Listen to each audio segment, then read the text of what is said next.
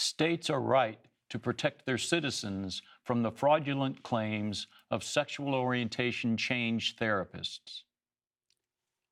I'm not so sure if states should be involved in this subject. The American Religious Town Hall meeting is now in session.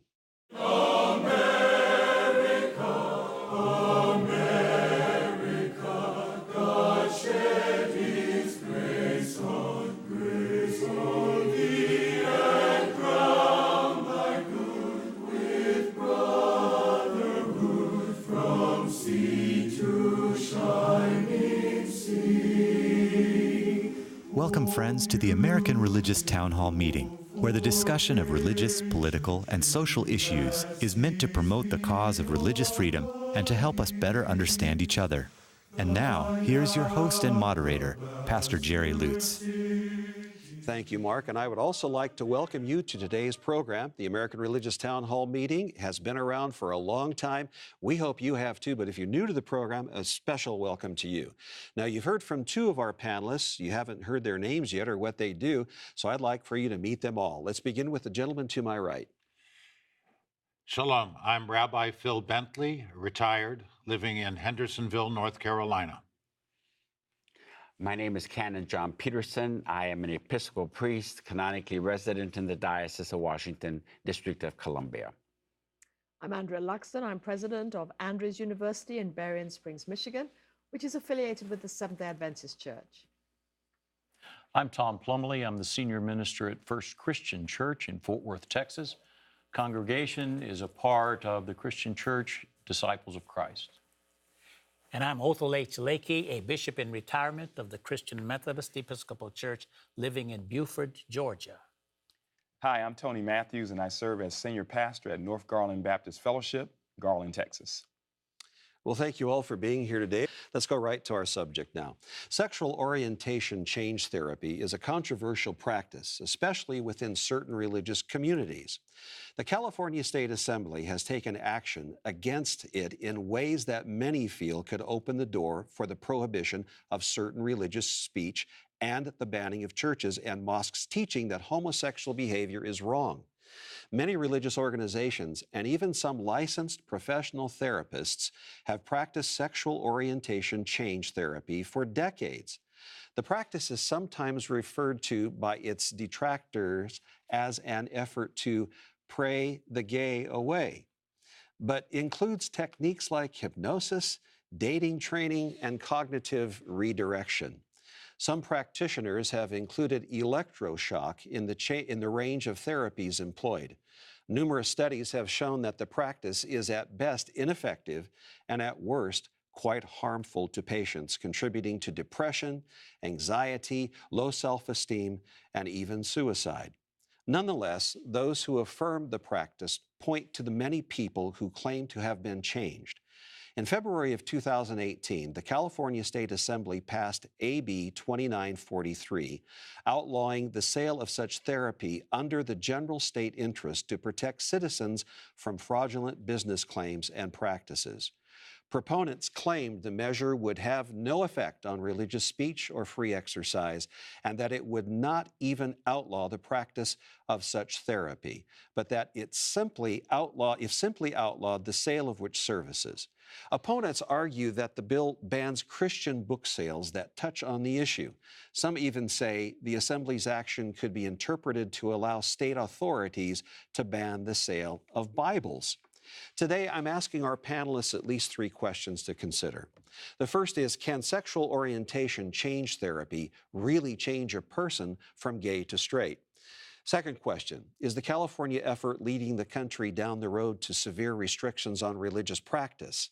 And then finally, do any of our panelists refer people to sexual orientation change therapy? That is our subject for today. Again, I'm so glad you've tuned in. Let's hear from the panelists now. We'll go back to those who helped to begin the program. For that, we go back to Tom. Welcome, Tom Plumley. Reverend Plumley, glad to have you here. You began with an opening statement. Please elucidate that, please, at this time. Thank you. I have had folks in my congregation tell me that they have been through sexual orientation change therapy.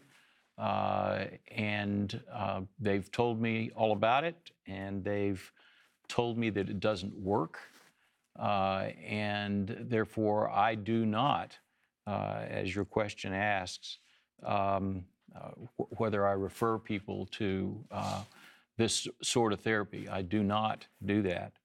I think that California was wise in the move that they made. And do note that they did not outlaw the practice. They just simply said this is a fraudulent business practice, and we do have the right to regulate that, and therefore you can do this. You just simply can't charge for it. And so I think that these kinds of decisions need to be based upon science. Let's find out what works and what doesn't work by scientific methods. Let's be open to those methods. Find out what is repeatable, and teach those things. And the religious community can still teach and preach what it wants to do, to teach and preach about the practice of homosexuality, or to the LGBTQ community, or to whomever. But the sale of fraudulent, unproven therapies is beyond the pale. All right, thank you very much. And Canon Peterson, you started by saying you're not sure if the state should be involved in this discussion or decision making at all, right? That's what I said. Okay, can you please tell us more about that? First off, regardless of what you might think of the California State Assembly Law, AB 2943, that was passed in both the California Assembly as well as in the Senate. However, in California, when a bill passes both the Assembly and the Senate, the law does not become law until the bill receives approval from the final versions by both houses. On September 3rd, 2018, the last day of the legislative session in California, Assemblyman Law, and he is the person who originally presented this piece of legislation, announced that he had pulled AB 2943. This meant that the bill would not be voted on in the Assembly, and hence the bill could not go to the governor to be signed into law. In other words, the bill died. Let me share with you an editorial headline that appeared in the LA Times concerning the bill. This is a direct quote. "Conversion therapy for gays is awful, but so is the California bill to ban it."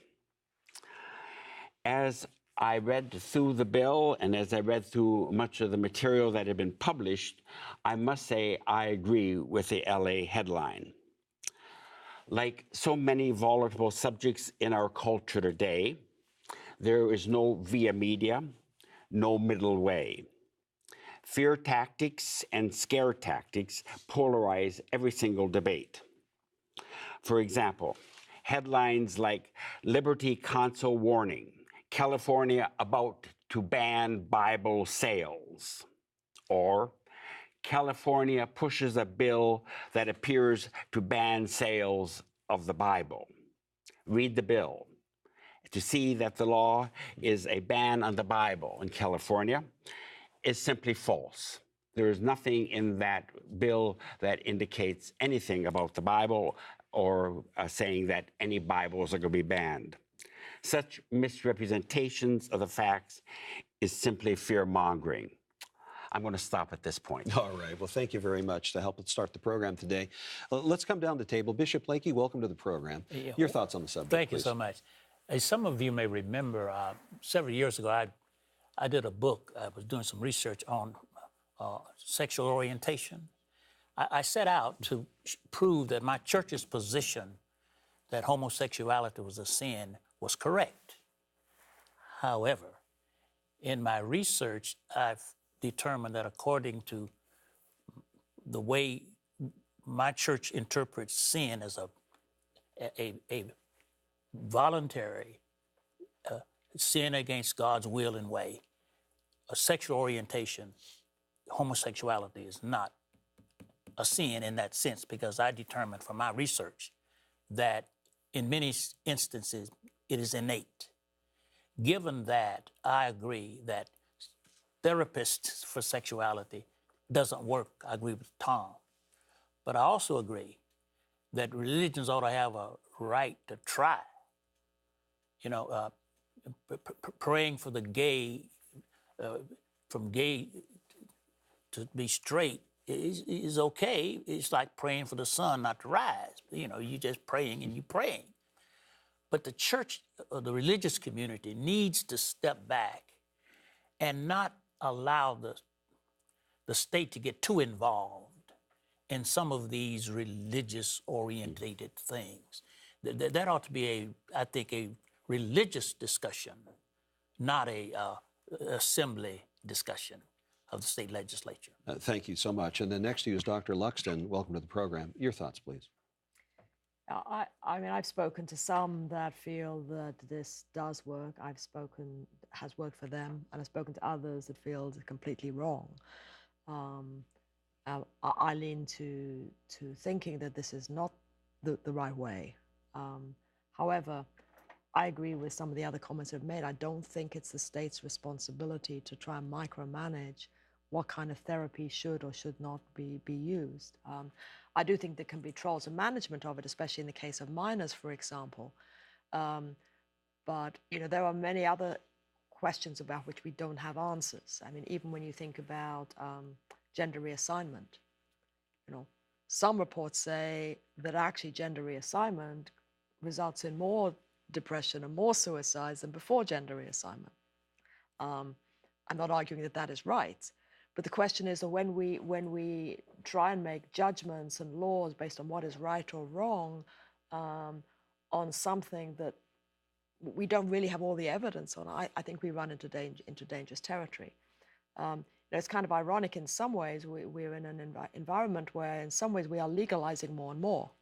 I mean, we're legalizing marijuana, we're legalizing other things, and we have multiple uses for that. Well, it's better for people to choose, right, than for us to legislate. But in here, we're thinking about legislating more, and I just don't think legislation is the right way of dealing with it. But I do agree that I think the rhetoric that says, and this means this and this and this is going to happen is too much too. I just don't think that's right. All right, thank you. And Dr. Matthews, welcome back to the program. Your thoughts on this subject? Very interesting topic. I agree with what Dr. Luxton said, that for some people, they say this therapy works and others say it doesn't. I don't know if it works or if it doesn't work. I've never spoken with someone who has gone through the sexual orientation therapy. I will say, though, that it's somewhat alarming for the state to get involved. And although there may not be anything written in the law itself, or that Bibles will be banned, or the censorship of churches and religious organizations, I'm not ready to say that it will not happen. So it's a slippery slope for me whenever the state gets involved.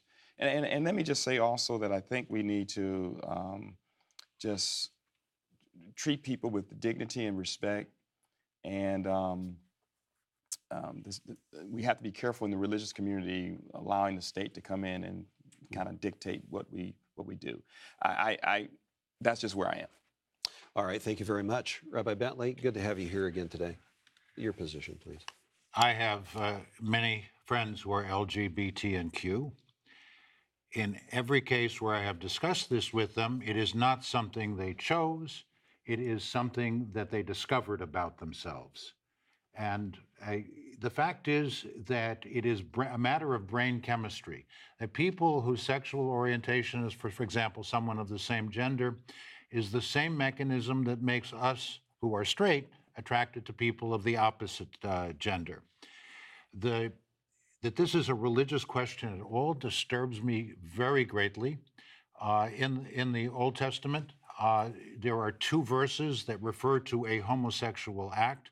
I believe there is one verse in one of the Pauline letters that makes direct reference, but none of it refers to the scientific reality that sexuality, one's sexual orientation, one's gender preference is a matter of science. It is a matter of how we were born, or if you will, how we were created. I also think that where it comes to children, this is endangerment of children, because the negative outcomes, which do include depression, poor self-esteem leads to things like alcoholism and drug addiction and other such behaviors, and many suicides. About 1/3 of all transsexuals at some time in their life attempt suicide. That is not because of the being a transsexual, and I know very well transsexuals. It is because of how they are treated by society. And now it just got worse when they have been by law defined, or an attempt is being made to define them by law out of existence. That is a terrible imposition of politics over science. All right, thank you very much. And Reverend Plumlee, coming back to some of the statements you were making regarding what California has decided, that they can't use abusive tactics, correct? Or they can't charge for the therapy. Is that correct? Did I hear you correct about that? Yeah, this was an attempt to Yes. create a partial measure. It was not the banning of this practice. It was an attempt to say we got some real questions about this. Therefore, we don't want people engaging in fraudulent business practices generally in our communities. Therefore, until you can prove to us that this actually does something besides send people into greater depression and make them more likely to commit suicide,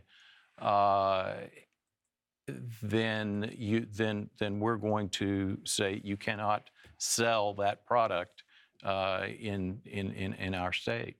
Right. And it was withdrawn. The measure was withdrawn. It is not the law of California. I'm simply saying that states should look at this as a way of protecting their citizens. Dr. Williams, you wanted to respond? From a biblical standpoint, and this may not be popular, in fact, it probably isn't in the culture we live in, I do think the question should be asked, let me say, I don't like isolating what people call sin. I mean, there's a lot of different things that are going on that's wrong. But is this part of the fall? Could it be part of the fall? We all make mistakes. I think that needs to be answered. I just don't want to just brush the Bible away, because the scripture is pretty clear with this type of act. And also, to the rabbi's comment about the chemicals in the brain, how do we explain a person who was gay and then became straight? Did the chemicals switch? So I think we have to be careful with that. Is it a switch back and forth? But at the end of the day, I do think we need to treat people with dignity and respect. But there are a lot of people out in the Christian community who believe that this lifestyle is not God's idea, along with a whole lot of other sins. Okay. All right, thank you. Dr. Luxon, you had signaled that you wanted to make a comment. I just want to get back to the whole sense of depression and suicide. And we know that the LGBT community is the levels of depression, the levels of suicide, the levels of anxiety are way, way above the regular population. What I have not seen is evidence that this particular therapy makes that worse than what is already a really complicated, really difficult situation. And I think if we're going to take any legal action, we need to be really sure, looking at the scientific side of it, looking at the evidence, research side of it, that we really have evidence that it is so much more damaging. Personally, I'm not a fan of it, right? But I don't have evidence to say that it is actually so wrong that we should be saying this is fraudulent. When some say, well, actually, no, it did work for me. I mean, I don't know. It's very, very complicated. I just think we need to be very careful that we don't pick a solution, particularly as a government, and say, this group is wrong. So we still haven't solved the bigger problem, which is this is a huge issue for many people. Thank you. You know, we're out of time for this segment, I know, but we're going to have summations. Maybe you can save it. Some of you have signaled you wanted to say more, but I'm sorry, we have no more time in this particular segment. But there is an important announcement I'd like for you to stand by for. We'll be back in just a few moments. Thank you, Pastor Lutz. We hope you are enjoying today's program. If you would like to learn more about the American Religious Town Hall, please visit our website at americanreligious.org. That's americanreligious.org. There you can read about the mission and history of the program, learn about the Town Hall estates, and view past programs by clicking the appropriate menu buttons. Each week, Pastor Lutz looks forward to receiving your letters. You may write to him at the address shown on your screen. Send your letters to Pastor Jerry Lutz, American Religious Town Hall Meeting, P.O. Box 180118, Dallas, Texas 75218. That's Pastor Jerry Lutz, American Religious Town Hall Meeting, P.O. Box 180118, Dallas, Texas 75218. Thank you for writing, and thank you for watching. And now, back to you, Pastor Lutz, and today's closing statements. Thank you. And as Mark just said, I do look forward to hearing from you. If you'll send us a card, maybe go to the website, you can send us an email, or regular mail will do just fine. We love looking forward to hearing from you and having you make suggestions about programs you'd like to see, topics you'd like to have discussed. That is all very important to us. And thank you for your weekly support. Now let's go to our summations. Let's begin with Rabbi Bentley. Thank you. I think that there is nothing wrong with someone who is LGBT or Q, and the only kind of sexual orientation therapy would not be for change. It would be for that individual to be able to accept who they are and the burdens, the social burdens and cultural burdens that go with it. Otherwise, the idea of change is harmful. Thank you, Rabbi. Now, Dr. Luxton, your summation, please. I do think that religious organizations need to be careful that they don't try and solve everything. Some things within our world are just not resolvable that way. And I think the danger of people feeling that they can change when some can't is a problem. It does put pressure on people. However, I think when it comes to the state, we need to be very, very careful that states do not think they should micromanage what happens within, say, a counseling environment to say this approach is right and this approach is wrong. I think there needs to be a level of individual freedom and choice when it comes to that. Thank you very much. And now Bishop Lakey. Thank you.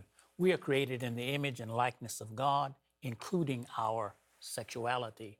We humans should not impose on other human beings our understanding of their sexuality. Let God be God. Let humans be human. And let us all try to live with faith in the God who created us. Thank you, Bishop Lakey. And now, Dr. Matthews, your summation. Everyone should be treated with dignity and respect, and given the unconditional love of God and the freedom of speech and religious liberty are very precious, and the states, we need to have checks and balances with states that try to intrude in the arena of religious liberty. All right, thank you for your participation today, Dr. Matthews. And now, Reverend Plumley, your summation. Thank you. So much about this whole area of our communal life and our individual lives is disagreed about. We're talking about something that is so central to our identities, so central to our our self-understandings, yet one fraught with so much misunderstanding and even confusion. And I would say not only confusion, social confusion, confusion as a corporate body, but often confusion within the individual. I think our best stance always, the bottom line always, is for the religious community simply to stand up and say, let's love and appreciate each other.